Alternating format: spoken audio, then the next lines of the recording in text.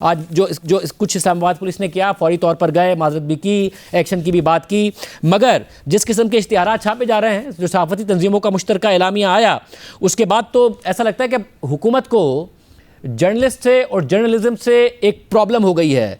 ये वाक़े का नहीं, अब एक माइंडसेट का मसला है। हुकूमत का माइंडसेट ये हो गया है कि जर्नलिज्म क्राइम है इस मुल्क में।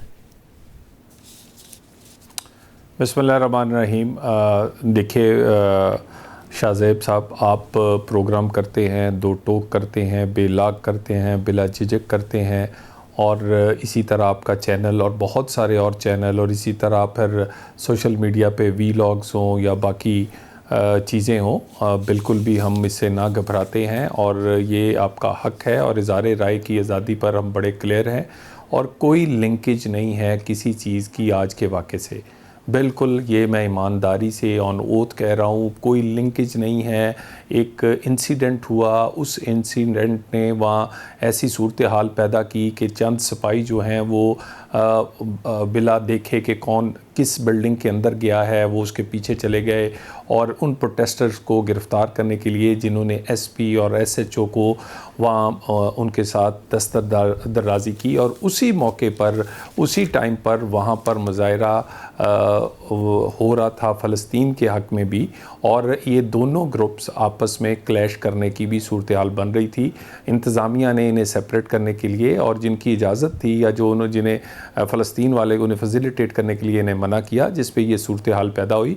और इसका चंद मिनट के अंदर जब इसका पता चला वज़ीर दाखिला को, मैं फ़ौरी तौर पे वहाँ पर गया। गैर मशरूत मैंने माफ़ी का वहाँ मांगी, मैंने सबको वहाँ मैं बैठा रहा और मैंने ये कहा कि आप अगर आपका हाउस किसी किस्म की और रिकमेंडेशन भी करेंगे, इंक्वायरी हम कर रहे हैं, सज़ा हम देंगे, इसके बावजूद भी कि वो जिस तरह भी अंदर आए हैं। फिर अभी तक क्या इंक्वायरी हुई है? क्योंकि वाक़े को टाइम हो गया, आपने वादा किया, सहाफ़ती तंजीमें मुतालबा कर रही हैं, क्योंकि पुलिस को इतनी हिम्मत उसी वक्त आएगी जब ऊपर से उन्हें हिम्मत जीत जाएगी।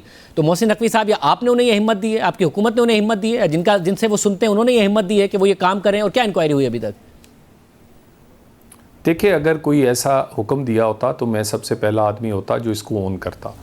हम तो फौरी तौर पे चंद मिनट के अंदर, अभी सहाफ़ी भी इकट्ठे नहीं हुए तो मैं प्रेस क्लब पहुंच गया था।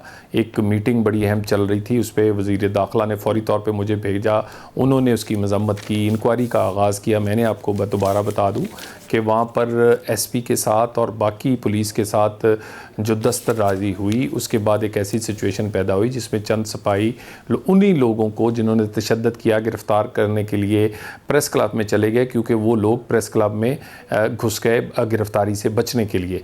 ये वाक़या हुआ है। इस वाक़े पे बिल्कुल आपके सामने होगा सज़ा जज़ा, इंक्वायरी हम इंतज़ार कर रहे हैं कि बाज़ाब्ता तौर पे मुझे आपकी सहाफ़ती तंजीमों ने कहा था कि हम अपना एक डिमांड और चार्टर जो है वो देंगे, और हमारे कमिश्नर डीसी मेरे बाद दोबारा फिर उनसे राब्ते में आए, उनके पास गए।